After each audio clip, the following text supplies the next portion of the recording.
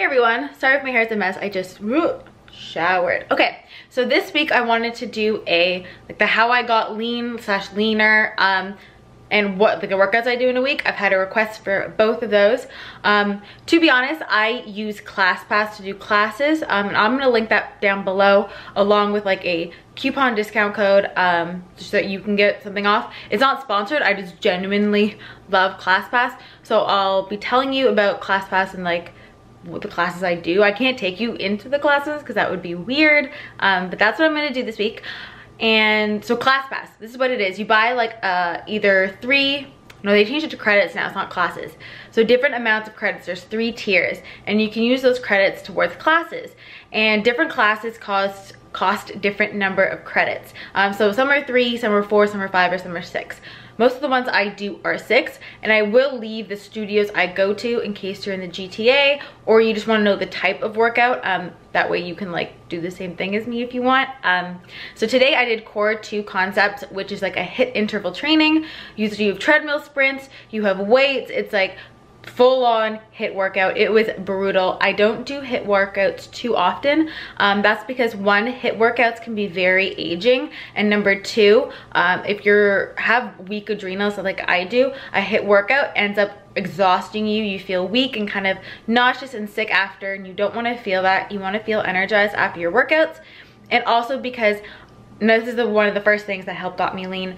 I found when I started doing low intensity steady state more, so like Pilates or Barre or even walking, not running, that's when I got lean. I found exhausting myself with like 60 minutes of cardio 5 days a week was not doing anything. And then as soon as I switched to more like muscle and like where your heart rate doesn't really get up too high, but it's still a good workout, that's when I leaned out. So the first thing I would suggest is trying some low intensity steady state.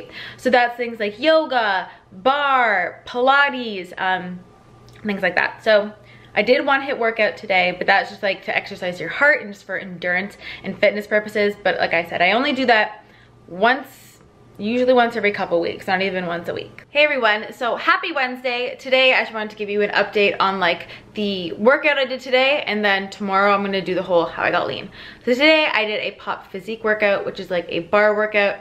Again, I tend to do low intensity workouts, so that is what I did today. Everyone, so today is Thursday. Currently makeup free because I'm about to go to SoulCycle. They actually invited me to come in for a class because I constantly rave about Adam's class near my house. So if you're from Toronto and you go to SoulCycle downtown, go to Adam's class. The key is if you feel energized after a workout, it's okay to do. But if you feel weak, lethargic, and just drained, and in my case, nauseous, then it's too much. Hey everyone, happy Friday. So for today's workout, I did Lagree this morning, which is by far my favorite type of workout. It is a Pilates workout, but to me it's like Pilates on steroids because it uses a mega reformer machine. You might have seen them on like certain like fitness influencers that are really big in LA. They go to them. There's like a studio here in Toronto, so I went to that.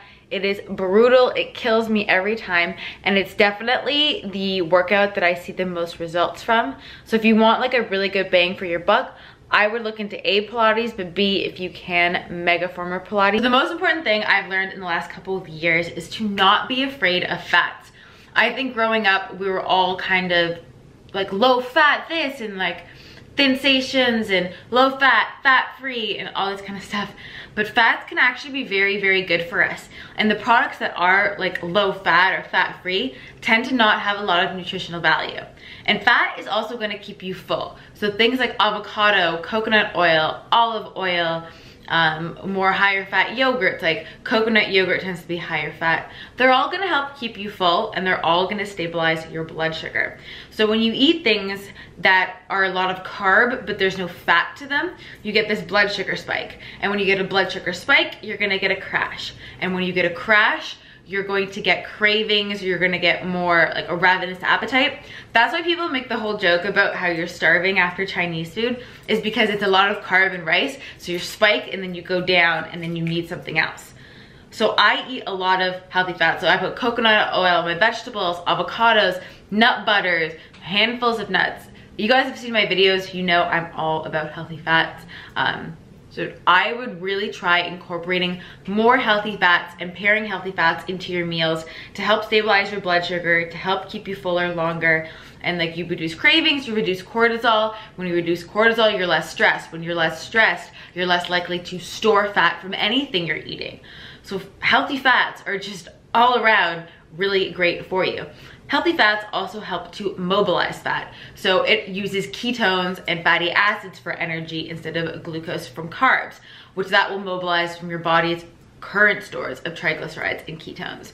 So fats, the one key thing I can tell you is fats. I also try to not have too many grains because of my intolerances, which I have gotten tested for. But my whole philosophy is about being healthy, and it's not about, to me, it's not about being skinny. It's about being healthy and strong and like just having a healthy body from the inside out.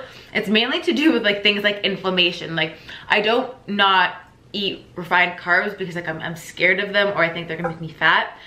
I limit them because they actually cause inflammation in your body, and I have IBS, which is inflammatory bowel syndrome, which would inflame my body. It can also inflame things like if you have arthritis, rheumatoid arthritis, osteoarthritis, it can inflame those like joints there.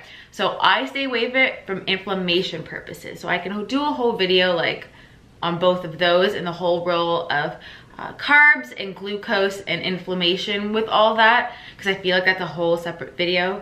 Might be a lot of talking and a little bit of science, but if you guys are interested in hearing kind of about that, I can give you like a little quick synopsis. But basically, if all you're eating is carb and you're not mixing that with a fat, then you're gonna get that blood sugar spike like I talked about.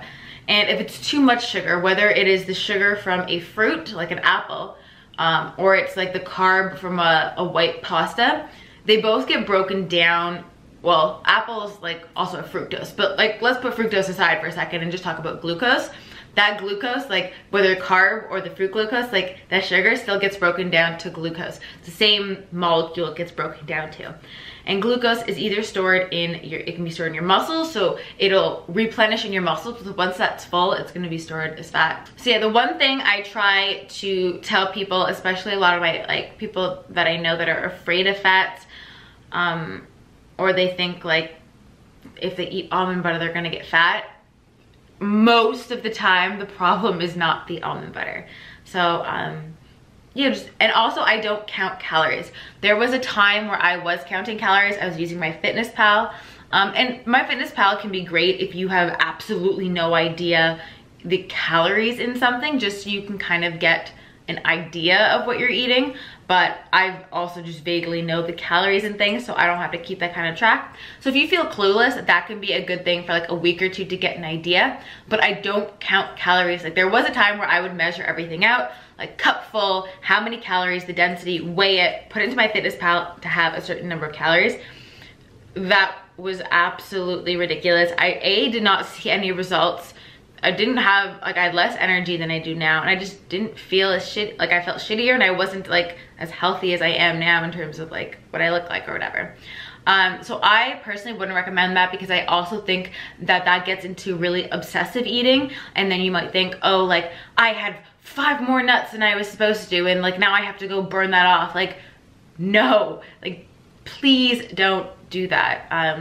And also you have to keep in mind that muscle weighs more than fat as well. So when you're, I also don't weigh myself, because muscle weighs a lot more. So someone, like I could weigh a lot more than someone who's bigger than me, because I have a lot of muscle, if that makes sense. So that's also why I don't weigh myself. So my personal recommendation is not to weigh yourself. More like take pictures, because that'll like show you inches and how your clothes fit. And to not count calories, and to focus on whole foods, nutrients, and incorporating more healthy fats and like proteins into your diet. Yeah, so I hope that video was helpful. I'm gonna show you like a sample of like what I eat in a day to be healthy, to be fit. I don't wanna say to lose weight, because that's like, I don't wanna that to be lumped into some other people who do like weight loss videos and they don't eat enough. So I wanna do kind of like a what I eat to be healthy from the inside, but like I'm not sure what I'm gonna title it yet, but that's what it's basically going to be. It's gonna be what to eat to be healthy. I think that makes sense. So yeah, I hope you guys are all having a great day. If you have any more requests on like things you want me to talk about, I think I really want to talk about adaptogens.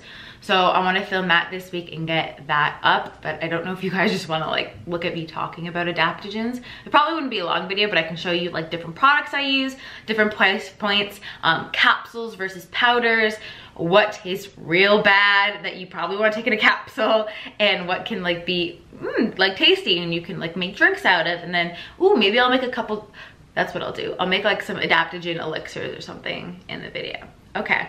Great idea. Glad we talked this out, guys.